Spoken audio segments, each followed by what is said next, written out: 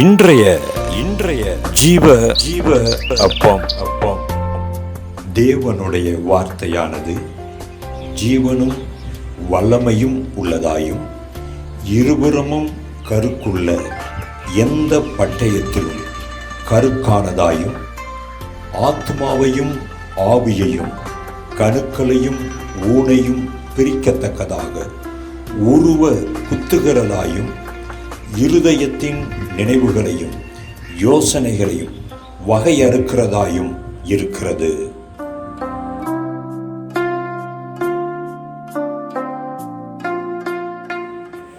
தேவனுக்கு மகிமை உண்டாவதாக. கர்த்தருடைய நாமத்தினாலே உங்களை நாங்கள் வாழ்த்துகிறோம், ஆசீர்வதிக்கிறோம். தேவனுடைய மகிமையும் தேவனுடைய கிருபையும் உங்கள் ஒவ்வொருத்தரையும் ஆண்டு கொள்வதாக.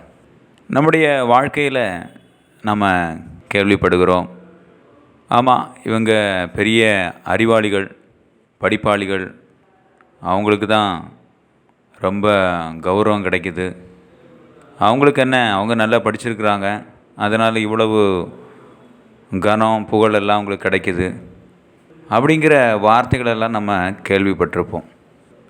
ஆனால் நம்முடைய ஆண்டவர் நமக்கும் ஒரு பெரிய ஒரு பாக்கியத்தை தந்திருக்கிறார். என்ன அப்படின்னா, நாம் தான் அவரால் போதிக்கப்பட்ட கல்விமான் அப்படிங்கிற ஒரு பெரிய ஒரு உயரிய பாக்கியத்தை தந்திருக்கிறார். பெரிய பெரிய ப்ரொஃபஸர்ஸ், பெரிய பெரிய பல்கலைக்கழகத்தில் கற்ற அனுபவம் உள்ள ஒவ்வொருத்தரும், நான் அங்கே படிச்சிருக்கேன், இன்னார் இடத்துல நான் படிச்சிருக்கேன், இந்த காலேஜில் இந்த யூனிவர்சிட்டியில் படிச்சிருக்கிறேன் அப்படிங்கிற ஒரு கௌரவத்தை நம்ம பார்த்துருப்போம், அவங்க சொல்ல கேட்டிருப்போம்.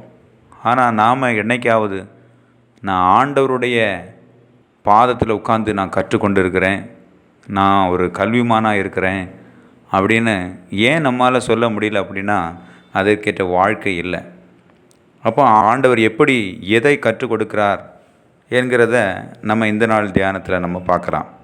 ஏசாயா 50ஆம் அதிகாரம் 4வது வசனத்தில், இளைப்படைந்தவனுக்கு சமயத்துக்கேற்ற வார்த்தை சொல்ல நான் அறியும்படிக்கு கர்த்தராகிய ஆண்டவர் எனக்கு கல்விமானின் நாவை தந்தருளினார். ஆண்டவர் இப்படிப்பட்டதான ஒரு மகிமையான ஒரு பாக்கியத்தை நமக்கு தந்திருக்கிறார். அதற்கு அவர் என்ன சொல்கிறாரு, என்ன செய்கிறாரு?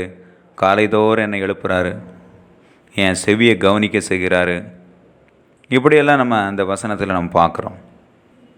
எதற்கு இந்த காலைதோறும் எழுப்புகிற கல்விமானின் நாவை தருகிற இந்த காரியத்தெல்லாம் ஆண்டவர் செய்கிறார் அப்படின்னா, 6வது வசனத்தில் பார்க்குறோம், அடிக்கிறவர்களுக்கு என் முதுகை, தாடை மயிரை பிடுங்கிறவர்களுக்கு என் தாடைகளை ஒப்பு கொடுத்தேன், அவமானத்துக்கும் உமிழ்நீருக்கும் என் முகத்தை மறைக்கவில்லை.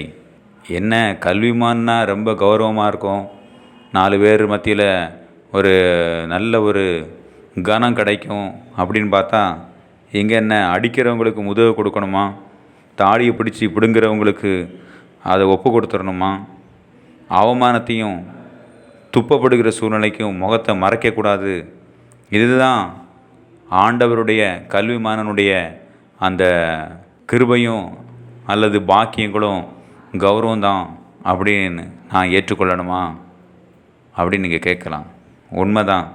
கிறிஸ்தவம் அப்படி என்றாலே, கிறிஸ்து அவன் கிறிஸ்து அவள் என்றாலே ஆண்டவருடைய அந்த பரிசுத்தத்தோடு கூட அவமானத்தையும் நிந்தைகளையும் சுமக்கிற வாழ்கிற அந்த நிலை தான் ஆண்டவர் கற்றுக் கொடுக்கிற கல்விமான். இதற்கு பொறுத்து கொள்ளுகிற, தாங்கி கொள்ளுகிற பலனை ஆண்டவர் தாரார். அதுக்கு தான் காலைதோறும் அவர் நம்மளை பலப்படுத்துகிறார். இப்படியெல்லாம் தாங்கணும், இப்படியெல்லாம் பொறுத்து கொள்ளணும் அப்படின்னு நம்மளை கவனிக்க செய்கிறார். சிலுவையின் அனுபவம் அதான்.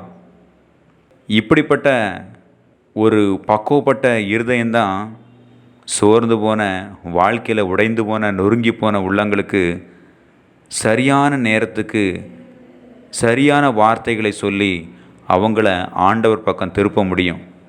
உலக படிப்பும் கௌரவங்களும் பணத்தையும் கனத்தையும் கொண்டு வரலாம், ஆனால் அவமானத்தை தாங்கி நொறுங்குண்ட இருதயத்தோடு நிந்தைகளையும் அவமானத்தையும் பொறுத்து கொண்ட மனப்பக்கம் உள்ள ஆண்டவருடைய பிள்ளைங்க தான் மற்றவருடைய இருதயங்களை, நொறுங்கி போன இருதயங்களை ஆண்டவர் பக்கமாக திருப்ப முடியும்.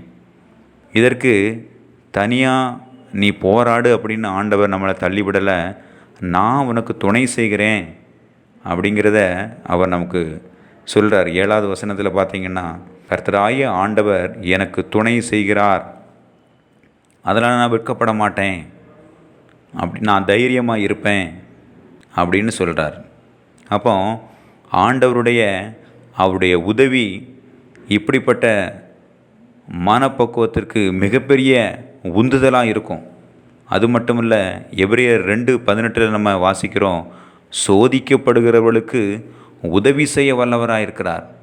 கொஞ்சம் பொறுத்துக்க, தாங்கி கொள்ளு, இதனால் நீ பக்குவம் அடைகிற அநேக மக்களை, இப்படிப்பட்ட நொறுக்கப்பட்ட சூழ்நிலைகளை இருக்கிறவங்களை நீ நிச்சயமாக ஆண்டவர் பக்கம் திருப்புவ அப்படிங்கிற அந்த ஆலோசனை, அவருடைய உதவி நிச்சயமாக நம் ஒவ்வொருத்தருக்கும் மிகப்பெரிய பலனை கொடுக்கும்.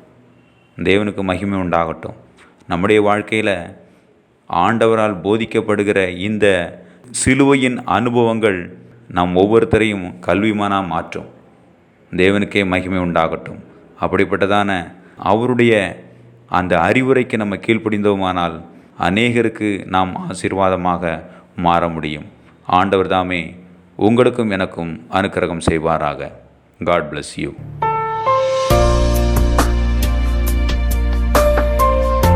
பரிசுத்தமாய் வாழ்ந்து அவமானத்தையும் நிந்தையும் தாங்கிக் கொண்டு நொறுங்குண்டவர்களை, சோகமானவர்களை தேவன் பக்கம் திருப்பினோமானால் நாமே கர்த்தரால் போதிக்கப்பட்ட கல்விமான்கள்.